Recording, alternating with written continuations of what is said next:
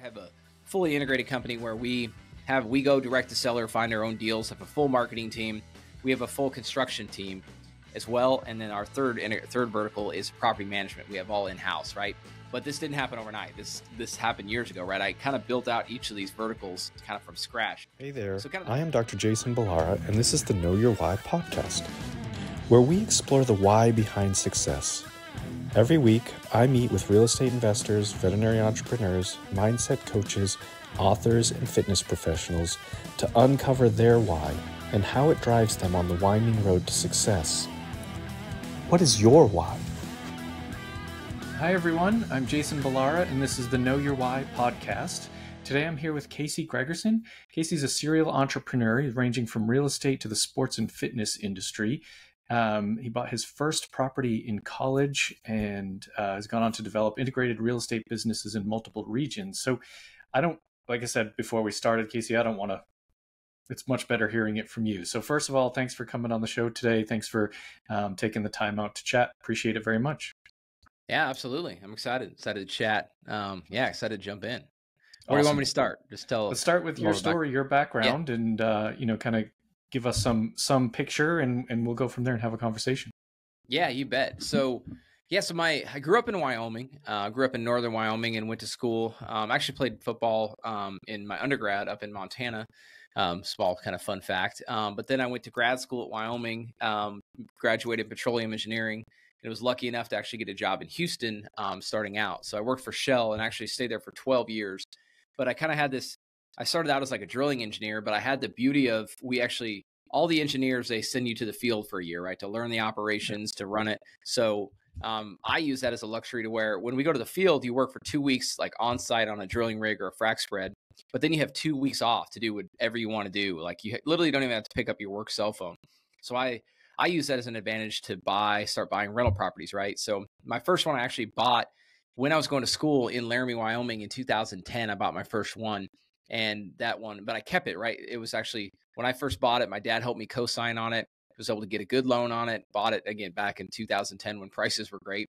And I just had my tenant and it was my roommates at the time. They were helping pay the mortgage, and we were basically, It's really a talk about house hacking. Yeah. That was my first house hack, right? So I bought that one. And then, but then I just kind of focused on my W-2 and I worked there. But when I started working that field schedule, the next big catalyst, which a lot of people kind of cliche, but I read Rich Dad, Poor Dad. And then that's when it clicked, that rental property I still had, right? I was still managing. I was just making a little bit of cash flow, but then I started to think about assets and liabilities and just kind of think everything. So that kind of took me down the rabbit hole of, then I started getting into bigger pockets, listening to podcasts, and I just loved it because like I was in the field and there was a lot of we called it windshield time, right? We'd be driving around checking on locations. For sometimes you'd spend, out of your 12-hour day, you might spend 4 hours driving between locations. And what I would do during that is I would turn on podcasts or turn on audiobooks. And so I just started like kind of training myself. So basically I'd be learning during my 2 weeks on working, but then on my 2 weeks off, I'd go start applying, right? And then I started buying some value adds, doing the BRRRR strategy, and it kind of just snowballed from there. And I can kind of take a break here, but basically that was around 2015. And we were just buying properties. We actually were in Dallas, Fort Worth for a bit. But what I was really started to notice was I had this niche in Wyoming, right? I bought that first property in Laramie in 2010. And I had basically once I started reading these books, I started finding other properties that needed work. I mean, that was kind of my goal early on. Like, let's go find something that we could go, like, basically have some forced equity into, go fix it up. So That was what I did on my next several projects. And one kind of cool thing too, because we always talk to people about how do you go from 1 to 2 or 0 to 1, right? But the way I went from 1 to 2 properties was I waited, right? I fixed up. I rented this property for like 5 years. I let the value kind of go up and I did some improvements. And then I went and did a cash out refi. So actually I was able to pull out like $50,000. I used that as my down payment to go buy the second property. And then again, I did kind of a value add play where I went in. It was a single family house that had its own basement entrance. So I turned it into a duplex, and actually it was rented for like $700 at the time, right next to the University of Wyoming. So I bought that one. Fixed it up, rented it into 2 units. And by the time I was finished, it went from $700 to $2,600 a month. So I was making like $1,000 cash flow every month on that. And to me, that's probably when it all clicked. I'm like, holy cow, I just bought this property that I literally, all I did is take equity out from another one to buy it. Now I have this $1,000 of passive cash flow coming into me every month. I'm like, at that point, it was game on. Yeah. Yeah. And I think, it's so great when people get started early, getting that first property within college. Like it's a really, the value of time, right? The value of time and growth. So you started early, you could wait 5 years for that property to, increase in value, put the sweat equity into it, and just kind of use that strategy to your advantage. It is funny, everything needs to have a term now, but yeah, house hacking is just having roommates. It's not, it's nothing beyond that. I did that as well when I first bought houses. I think it's a thing that I guess BiggerPockets made that term popular. But so as you did that, now it sounds like you're buying kind of in different locations. How were you managing, kind of the value add strategy and things like that? I know you said you had chunks of time off. Were you kind of bouncing around, or did you have crews in place? What were you doing there? Yeah, I mean, it always, because fast forward, right, today, like I'll give you the end of it, then I'll kind of fill in the gaps. But today I have a fully integrated company where we go direct to seller, find our own deals, have a full marketing team. We have a full construction team as well. And then our third vertical is property management. We have all in-house, right? But this didn't happen overnight. This happened years ago, right? I kind of built out each of these verticals kind of from scratch.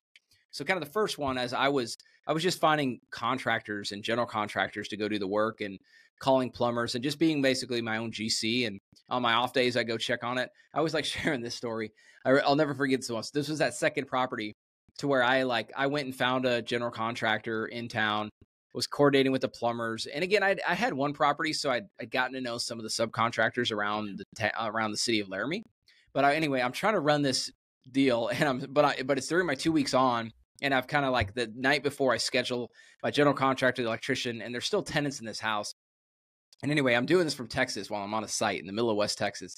And I get this call, and it's actually, I think it was the plumber. And the plumber's like, Casey, he's like, this is a shit show. I've got they just unplugged the power. The tenants are upstairs yelling at us because they're in the shower, and we just cut the power. And we got the plumber here, and I got the electrician here, and nobody knows what to do. And anyway, it's a complete mess. And I'm trying to keep these people sane and not just walk off the site. And I'm in Texas, right? So it was that was my first kind of baptism into managing from afar, right? But again, it wasn't very pretty back then, but now we've kind of mastered it to where that was kind of our last vertical that we integrated. Is we were using general contractors and subcontractors for a long time in Wyoming. And again, today I'm sitting here in Houston, and I run all those operations in Wyoming. But the way I did it is I started building teams, right? Initially, we went and recruited more contractors that were kind of tired of being their own GC, or they were tired of doing payroll or admin stuff, and tired of getting paid on one job and not getting paid for 3 weeks and just that up and down, right? We're like, hey, I've got enough volume, enough deals right now. Why don't you just work full time for us? Help me manage my rentals, help me do repairs, and also help me do my fix and flip. So I built my construction team kind of over time. Initially, again, with subcontractors and general contractors, but eventually now we have all the in-house guys. We have 4 crews now, actually, in 3 different parts of the state. And I got one crew that's mobile that actually just moved up from Houston. They're actually moved up to Wyoming, and they're going to help up there. So anyway, that was kind of the first team I built. And then, but let's go backward a little bit though. I should say that was the third team I built, was the construction. The first team was when COVID hit, right? When COVID hit, everybody was home, everybody was stuck. And if you were working in oil and gas, that was when oil went to negative, and it was a scary time. Everyone was getting laid off. We actually, our entire part of the Shell business, literally was going away, and we had to all repost for our jobs. So we were sitting at home with nothing to do, hoping we had a job. Well, I looked at that and say, hey, and at the time I was managing about 10 properties up in Wyoming, actually somewhere in Fort Worth, somewhere in Houston. None were in Houston that I was managing, was where I lived. I was doing it all afar, but I read 4-hour work week, and something clicked. I'm like, well, why can't I train somebody to do if I'm doing it from Houston, why can't somebody do it from Mexico or the Philippines, right? So I took that time. Again, I was an engineer and used to documenting at standard SOPs, standard operating procedures, and building processes. So what I did is I just wrote everything out in a Google Doc, and I recorded Loom videos, and I basically just took everything I was doing for property management, because it was about 10 units I was managing. I just wrote it all down, documented it, and went and hired a virtual assistant from Mexico, and then built my system and trained them. And I went through a couple of them to find the right ones, but eventually I had a couple stick. And now they have iterated my SOPs. And now I've basically built out to where all of our property management is managed with virtual assistants now. So that's been one kind of cool thing we've built out. And so now I have control over it. Now it's very cost effective. But I think the biggest thing is if you talk to property owners or property investors, like there's not a whole lot of people that are just so excited about their property management company, right? It's hard to align because they don't have the same alignment as we do, right? If they push the rents, they aren't as incentivized as we are, right? If there is a repair, whatever. I mean, again, there's some great ones out there, but I love that I have it in-house. And if I have an issue or I need to correct something, I get on a meeting with my team and we can address it. Yeah, no, some really great points there. And I think the first one is just that piece about how you recognized, what you were doing remotely and how to essentially delegate that to someone else, which I think is just such a lot of us entrepreneurs, business owners, it's an easily overlooked thing. You're like, oh, I can just do this. It's easier for me to just do this, right? But it might be in that moment easier for you to just do that. But the reality in terms of growing and scaling and freeing up your time for for better, more high value tasks, you've got to do stuff like you just described. You've got to sit down and write out your procedures, and the Loom videos I think are really, really handy. And whether you're doing that with, an international VA or someone that's just your boots on the ground, like that stuff, that way you can, because if that person leaves, you can just, I already made the video. I already wrote it all out. Here you go. Just, This is what you need to do.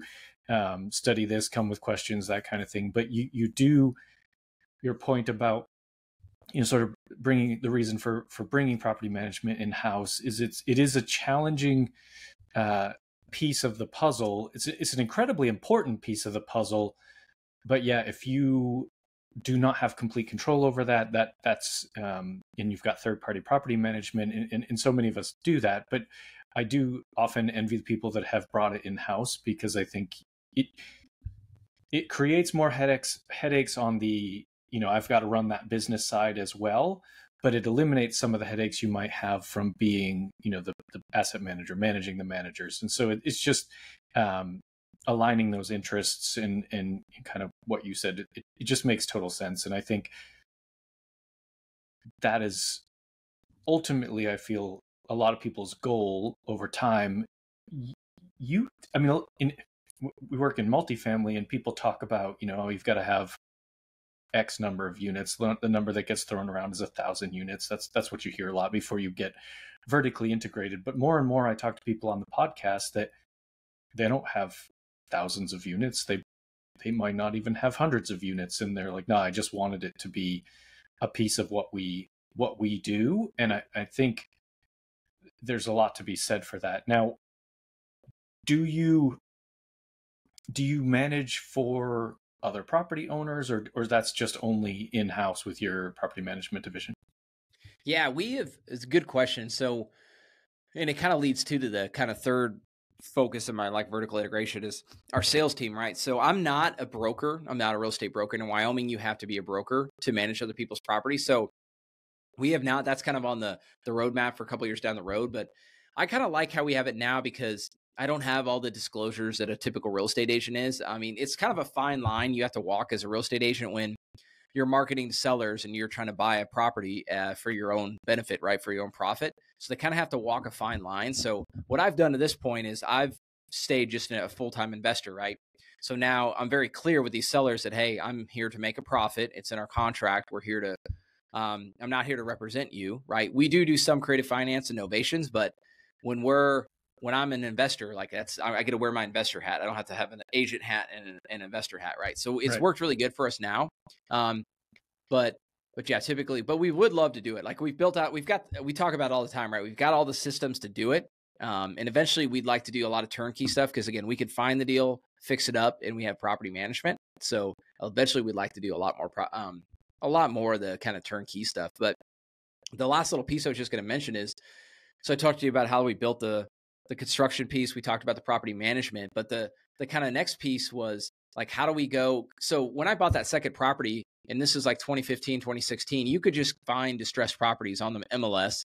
You could buy it and fix it up, right? But as like when COVID hit in 2019, interest rates started to drop, the market became very competitive. So in Wyoming, there were no wholesalers and there was no way to go find off-market deals other than word of mouth or something listed on MLS. So what we did is I actually went and built out a full direct-to-seller company. And I was lucky. I met some guys out of Texas that I knew in Midland. Actually, I was working in Midland, working for Shell out in the field. And they helped me kind of build out my sales funnel to where we do direct mail, we do cold calling, texting, Facebook ads. We now have a full website that gets leads. So now we've got this great little funnel and this sales machine that goes out and finds out off-market deals. So the kind of cool thing is, again, I have a leveraged VAs to help find the deals. And then I have a US-based lead manager that funnels them to me, to where now my goal is our goal every week we talk about is I want to have 15 to 30 calls with motivated sellers. So this has like been a complete game changer to where now, because I could talk about creative finance a little bit later, but like if you're to get deals, you got to talk to a lot of sellers. So now I'm actually talking to people who have some sort of motivation. And this has been like just been a huge area of growth. Cause I remember when I first started, I had a couple interns and we were just trying to find deals off market. And if I could just talk to a couple of people that had motivation every week, I'd have been pumped, right? But now we have literally 15 to 30 people a week who've got some sort of need to sell. And then I got to talk to them and I got to ultimately help close them and figure out because now this has kind of like completed the funnel, right? To where now if I get all the deals coming in and I get to talk and negotiate them first, then I can figure out, okay, are we going to keep this to flip it? Are we going to just wholesale it to another investor? Are we going to keep it and take it down with our real estate fund and bring in limited partners? Or again, lots of other different ways we can monetize deals. But ultimately, having the deal flow has been, I love all three parts of the company, but that might be my favorite one. I think without that one, kind of like the chicken before the egg, you got to have the deal flow before you can go fix and flip anything or property manage, right? Got to have the deal. Yeah. So 15 to 30 motivated seller calls a week. How do you get to that? Because that's sort of your towards the bottom of your funnel. What are you doing to get to those leads? Yeah, great question, Jason. So it's really starting with multiple different, think of top of your funnel, right? All the very stuff coming to the top of my funnel is, again, Facebook ads. We do it, you know what our best one probably is, and it's been for like 4 years now, is direct mail. Direct mail still does great in our market, and a lot of people are scared of it, but a lot of people are coming back to it now that texting and stuff like that is becoming harder. But we'll go send out a bunch of handwritten postcards and we get a great response. And again, I'm in a market where there's not a whole lot of competition. That's why I've really niched down in Wyoming and Montana. And now we're doing a little bit of South Dakota and Nebraska. But we're the only ones talking to these people. These people call us. They have a genuine interest in selling. So that's, again, we just load up the funnel there. And then I've got a VA who kind of filters. There's a lot of people when you send a postcard, for example, they're just like, leave me alone. And they have a lot more colorful language than that, as you can imagine. But but ultimately, they filter them out to get who wants to talk, wants to sell. And then that goes to my US-based lead manager. And she gets on them. She builds rapport with them. She does so much for me. She's one of my favorite employees we have because she is able to filter down. And she literally gives me like a bulleted outline, like, hey, here's the seller, here's the motivation, here's the financing. She gives me all the important information. So when I can get on, because doing 15 to 30 calls a week and being the CEO of multiple companies, it's always a time thing, right? But I am still able to do acquisitions because she's distilled all the information down for me. She's gone and built rapport with these sellers to where I can hop on there. Now they're talking to the seller, like the owner of the company. So I've got their attention. They're excited to be able to just finally talk to the decision maker. And then I can get right down into it, right? I don't have to spend, like a lot of people that do this business really well, they'll send an acquisitions agent, a closer, and they'll go out there on appointment for 3 hours and have to build rapport and build trust. And sometimes we got to do that. But luckily my lead manager does a lot of that. So I can get right down to it and ultimately see if we can help these people. And then what kind of the next step is I talk to them and then I either send out an agent or somebody boots on the ground to see the house. Or a lot of times I'll just send them out what's called a letter of intent, our LOIs. We'll just send a simple one pager, give them an offer. That way they got something to think about and we can kind of start the process, right? Get them thinking because there's always this back and forth after you send an LOI, but at least we get the process started.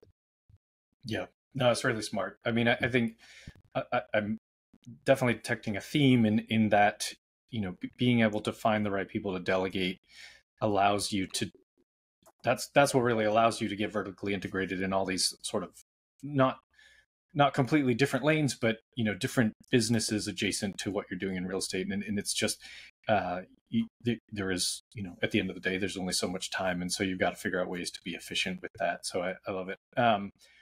What's your plan for the future? Are you continuing to grow? How do you see things looking in 3 to 5 years for you? You bet. I mean, our latest initiative has been, because now we've got these, and I've really just invested a lot of my capital and time into building out these sort of, again, there's different businesses from, again, the marketing acquisition company to the like the construction to property management. So I've kind of focused on really keeping my capital and liquidity in those businesses because I want to grow them. But there's just such an opportunity in Wyoming, and I haven't talked much about this yet, but there's not a lot of it's more difficult for us to wholesale. Like I would say of all our deals, we maybe wholesale 20% versus there are a lot of people that purely they probably wholesale 90% of their deals and keep 10%. Ours is kind of like flipped there. We keep a lot of deals because again, I've got construction crews and property management, and in our market, there's just not a whole lot of cash buyers, which is we play that to our advantage, right? To where we're the only one talking to these people. But the retail market in like Wyoming and Montana is super strong, right? There's a ton of people demand, like a lot of people, when I say retail market, I mean like somebody who wants to go put their family in their house, right? So we're able to, but to do all that, it becomes very capital intensive. So to kind of ask your question, where we're heading next is we're excited to start like raising more capital. And we actually started our fund, Bighorn Capital Fund, which we can bring in limited partners as either equity partners, or a lot of times we'll just structure it as debt. To where we could take down these deals as a fix and flip or a buy and hold.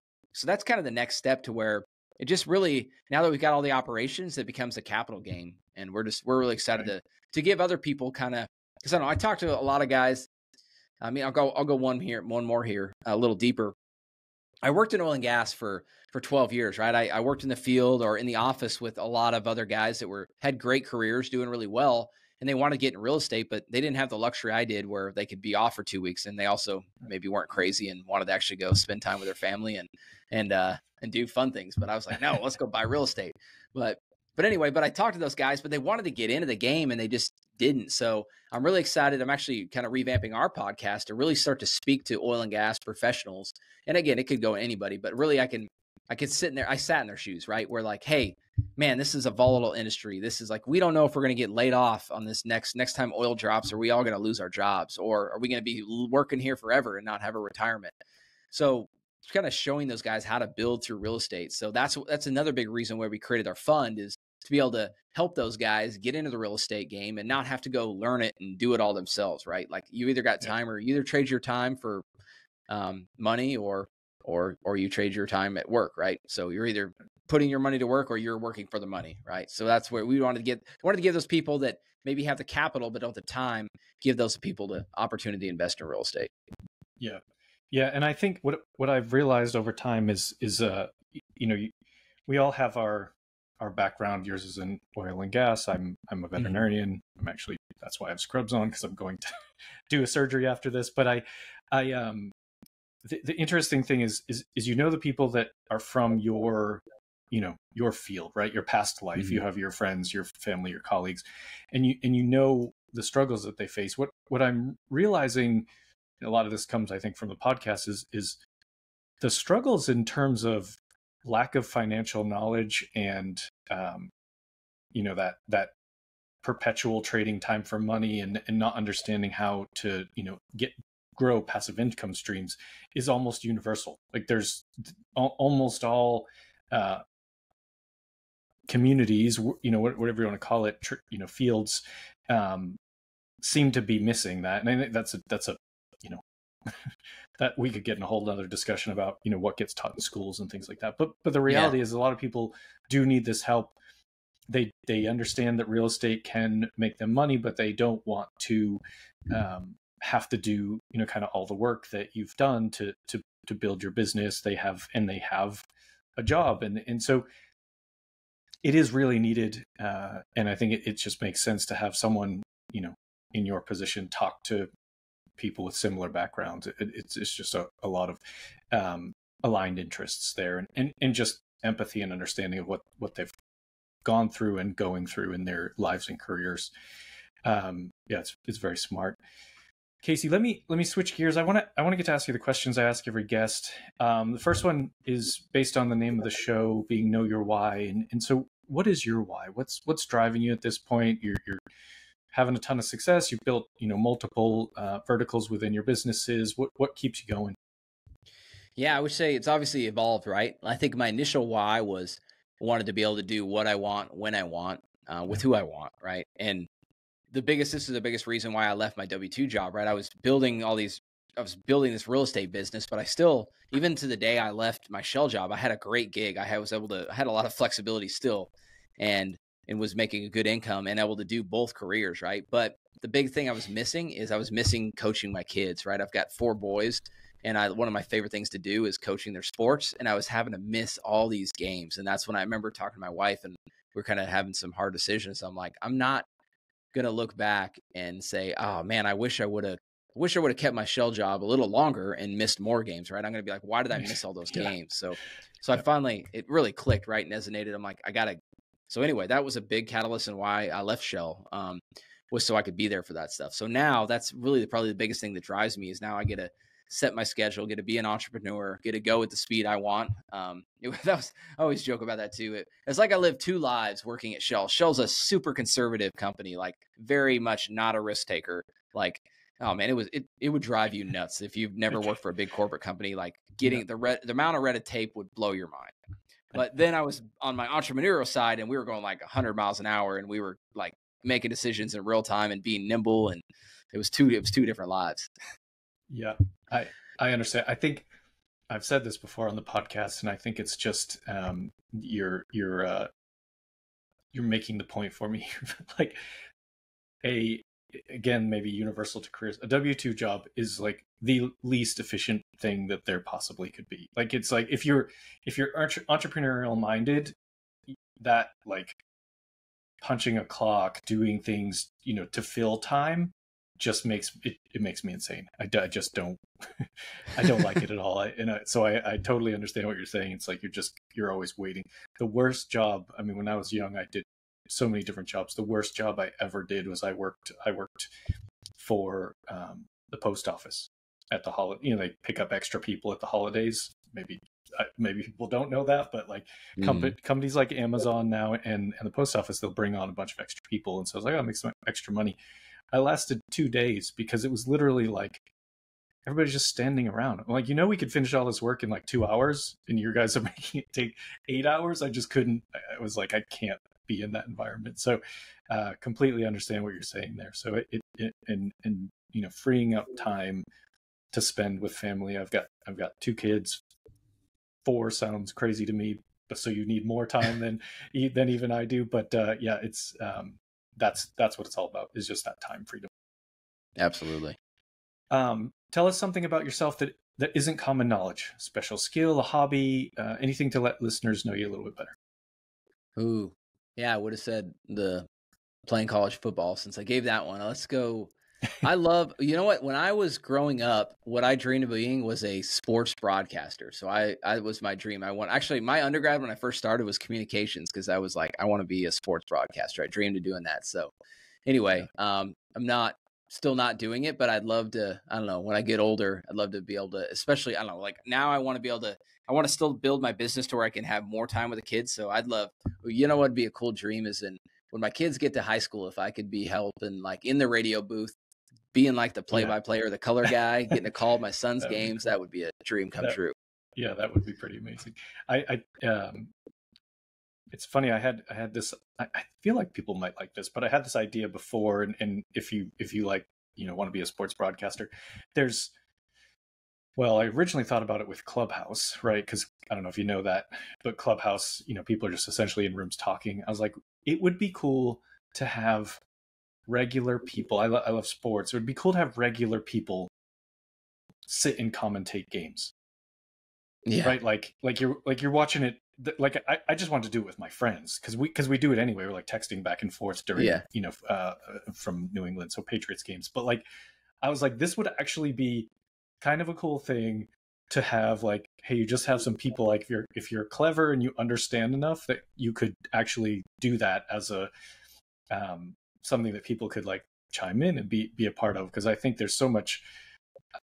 At least I know a lot of people that don't keep the sound on anymore if they're watching a game or whatever, because it's just it's tough, sometimes hard to watch and listen to the commentating. So something for you to keep in mind too, if you want to be a broadcaster. That I think that would be a cool idea. Yeah. When people hear this and they want to reach out to you, what's the best way? Yeah. So I would say different, whatever social media you use, I would connect there. If you do a lot on YouTube, we have a ton of stuff on YouTube. If you're on Instagram or Facebook, follow me there. It's just my name, at Casey Gregerson. And then, I'd encourage you guys to go check out, I put out a lot of, like, we call our master classes, right? I built this out for not just oil and gas people, but any professionals. One thing I really liked that we built is it was kind of like an avatar. I called it our avatar series, where I kind of talked about 3 different types of people who could get into real estate, right? If you want to be a fix and flipper, or if you want to be a turnkey buyer, which a turnkey buyer just buys a rental that's fixed up and ready to go for them, and it's cash flowing day one. Or if you want to be just totally passive and invest in a fund or be a lender, like those are kind of 3 different avatars. So I built this masterclass on that to kind of explain what are the roles of each one of them, what is the involvement, how much capital does it take, and kind of just some different example and lessons I've learned about kind of sitting in all 3 shoes. So that's another one too. I'd love to share that link with people. They can go watch that. And then, and if you guys ever want to talk more, I don't know. I love, hopefully you guys can see me light up when I talk real estate. So if anybody ever needs help with a deal or something, or they're struggling or need some advice, I'm always happy I can share my link to book 15 minutes. I'm always happy to connect with new people. Awesome. Yeah, we'll put those links in the show notes so people can reach out. My final question for you, Casey, what piece of advice would you give to someone who wants to get started in real estate? And I actually think what you just mentioned is kind of those 3 avatars. Is it, for me, a lot of times what I think people need to, I always tell people your first question is active or passive, but what's your thought process on, someone getting into the real estate space? Yeah, I think you gotta take action, right? There's so many people that don't take action because they don't quite understand. But if you just wait year over year, real estate's a long game. You can try to time it, but you don't need to time it. You just need to get started. And if you're not confident enough, you're that type of person, you're not, again, I know everybody's not like me. They don't just jump in both feet first. If you're not that person, then go find a partner or go find somebody else who's doing it and partner with them. I think partnering or even lending on a lot, like I have a lot of people that reach out that they want to learn the game and they want to be a lender and they just want to see how I do it. I'm like, I would love to help you. Like, be a lender, you bring me value, then I can involve you and show you like the ropes and how it works, right? So I think that's a really good tip for people who maybe aren't comfortable but have some capital ready to invest but don't know how, is go be a lender on a deal. You can see how the deal's underwritten. You can look at how the deal performs. And that's just that's a low risk way to go do it and not have to go learn every part of the process. Yeah, no, I think it's a great point. I think it makes a lot of sense for people. Just get involved some way, and then you can find your true passion as you move through the space. So, great advice. And Casey, thank you for coming on the show today. Appreciate it. Appreciate everything you shared. Glad you were willing to give us some of your time. So thank you very much. My pleasure. Yeah, it's happy. I don't know if I can help other people get in the real estate game. That's I don't know. I didn't say another why, but that's another why. Like getting people started, and so many people help me to get to where I'm at, and the least I could do is return the favor, and it's just fun. I don't know. I could do all the seller calls, do all the stuff I do during the day, but when I get on a call and help somebody get into real estate, I think that lights me up more than anything. Yeah, amazing. Well, folks listening, I know you're going to love this episode. Make sure you connect with Casey, and please like, rate, and review the show so we can get more great guests. Thank you all for listening today. Hey there, I am Dr. Jason Balara, and this is the Know Your Why podcast, where we explore the why behind success. Every week, I meet with real estate investors, veterinary entrepreneurs, mindset coaches, authors, and fitness professionals to uncover their why and how it drives them on the winding road to success. What is your why?